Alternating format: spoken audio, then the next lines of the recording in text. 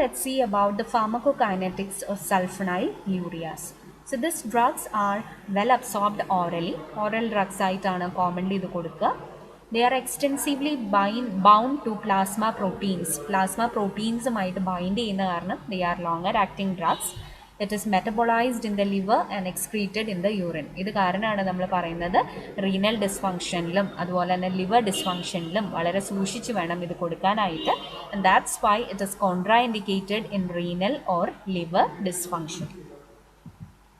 Coming to the adverse effects of the drug, the common adverse effects include hypoglycemia. നമ്മൾ ആദ്യം മുതൽ പറയുന്ന കാരണമാണ് ബ്ലഡ് ഗ്ലൂക്കോസ് ലെവൽ ലോവർ ചെയ്യാൻ കൊടുക്കുന്ന ഡ്രഗ് ആയതുകൊണ്ട് തന്നെ ഇതിൻ്റെ കോമണസ്റ്റ് സൈഡ് ഇഫക്റ്റ് എന്ന് പറയുന്നത് ഹൈപ്പോഗ്ലൈസീമിയ ആണ്. There can be some non-specific side effects like nausea, vomiting, jaundice, flatulence, diarrhea or constipation, headache and weight gain. So ഇതെല്ലാവരിലും ഉണ്ടാവണം എന്നില്ല, and it may happen in few clients. These include nausea, vomiting, jaundice, flatulence, diarrhea or constipation, headache and weight gain.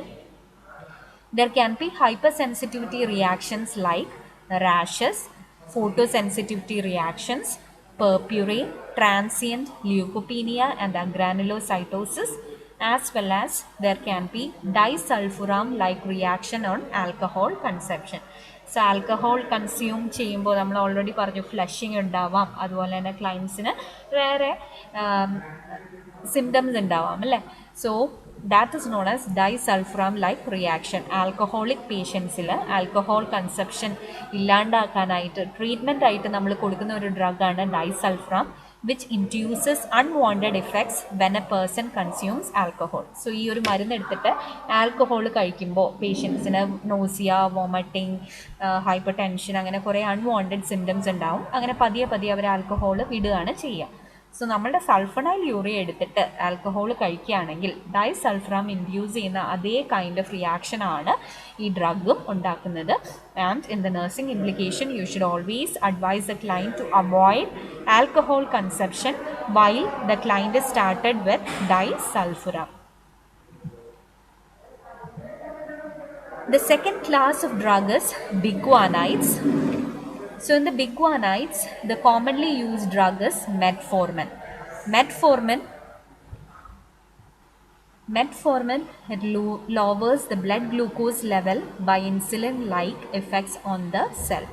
So usually നമ്മൾ insulin induce ചെയ്യുന്ന പോലെ തന്നെ ഒരു റിയാക്ഷനാണ് metformin induce ചെയ്യുന്നത്. അതായത് സെൽസിൻ്റെ റിസപ്റ്റേഴ്സുമായിട്ട് attach ചെയ്ത് ഹോർമോണൽ ചേഞ്ചസ് അല്ലെങ്കിൽ പ്രോട്ടീനിൽ ചേഞ്ചസ് ഉണ്ടാക്കിയിട്ടാണ് ഈ ഒരു മെറ്റ്ഫോർമിൻ നമ്മളുടെ ബ്ലഡ് ഗ്ലൂക്കോസ് ലെവലിനെ കൺട്രോൾ ചെയ്യുന്നത്. They cause little or no hypoglycemia in non-diabetic clients, and even in diabetic clients, episodes of hypoglycemia is rare as compared to sulfonylureas. So ഇവിടെ hypoglycemia incidence എന്ന് പറയുന്നത് വളരെ കുറവാണ്, and that's why it is one of the most preferred drug in treating diabetes. And there is one more thing, it improves the lipid profile in type 2 diabetic patients.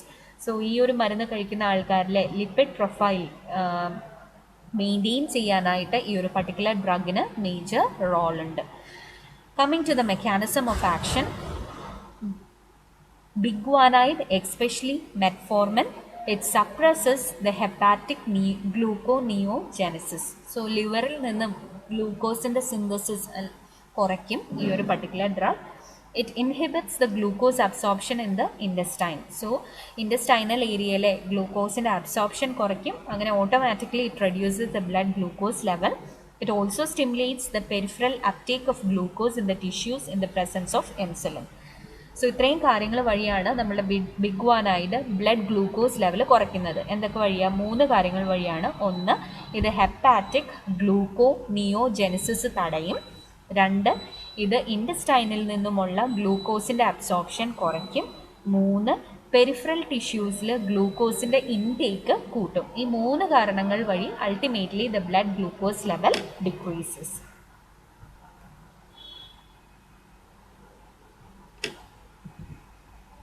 Coming to the adverse effects of biguanide, the major adverse effects include there can be abdominal pain, anorexia, nausea, metallic taste in the mouth, mild diarrhea, fatigue, etc. Even though the symptoms are very rare, there can be few incidents of lactic acidosis, vitamin B12 deficiency. Hypoglycemia is very rare. However, if the drug is given in a higher dose, there can be incidents of hypoglycemia, and it is contraindicated in few conditions like hypotension, cardiovascular or hepatic or renal diseases, in alcoholics, and all this is due to increased risk for lactic acidosis. So these are the common adverse effects of biguanide. എന്തൊക്കെയാ? Abdominal pain ഉണ്ടാവാം, anorexia, nausea, metallic taste in the mouth, mild diarrhea, fatigue. There can be incidents of lactic acidosis, vitamin B12 deficiency, hypoglycemia if given in overdose. ഇത് lactic acidosis ഉണ്ടാവാനുള്ള high chances കാരണം hypotension, cardiovascular disorders, hepatic disorders, renal disorders, അതുപോലെ തന്നെ alcoholics, ഇത്രയും ആൾക്കാരിൽ ഈ ഒരു particular drug കൊടുക്കാൻ പാടില്ല, because the risk for lactic acidosis is higher in them. Now coming to the next class of drug, which is meglitinide. So meglitinide എന്ന് പറയുന്നത് ഒരു recently developed quick and short acting drug ആണ്.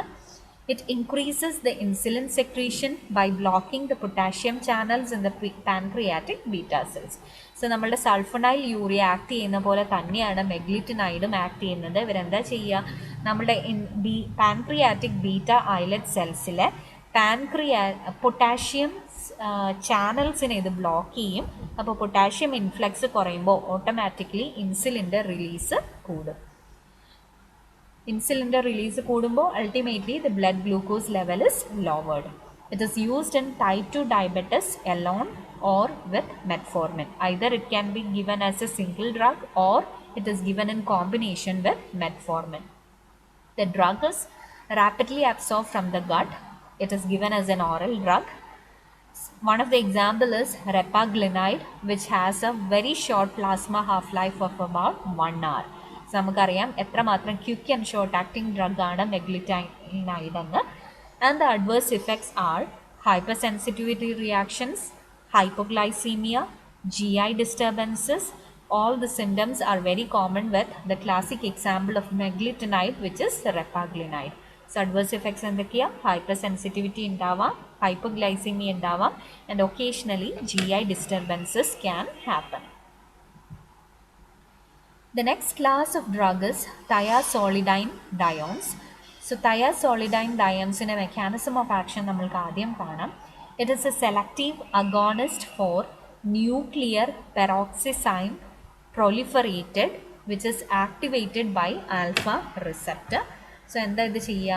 നമ്മളുടെ nuclear peroxisome പ്രൊലിഫറേറ്റർ അതിനോട് similar ആയിട്ടുള്ള ഒരു ആക്ഷനാണ് ഇതിന് ഉള്ളത്. It is a selective agonist for nuclear peroxisome proliferator which is activated by the alpha receptor. അങ്ങനെ ഇതെന്താ ചെയ്യുക? It reverses the insulin resistance. So peripheral ടിഷ്യൂസിന് ഇൻസുലിൻ്റെ സെൻസിറ്റിവിറ്റി കൂട്ടും, അല്ലെങ്കിൽ ഇൻസുലിൻ്റെ റെസിസ്റ്റൻസ് കുറയ്ക്കും.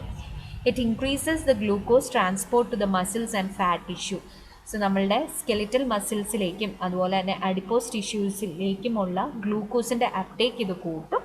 അതുപോലെ തന്നെ gluconeogenesis from the liver is reduced. ഇത്രയും കാരണങ്ങൾ വഴിയാണ് ഇത് ബ്ലഡ് ഗ്ലൂക്കോസ് ലെവൽ കുറയ്ക്കുന്നത്. എന്തൊക്കെയാണ് ചെയ്യുക?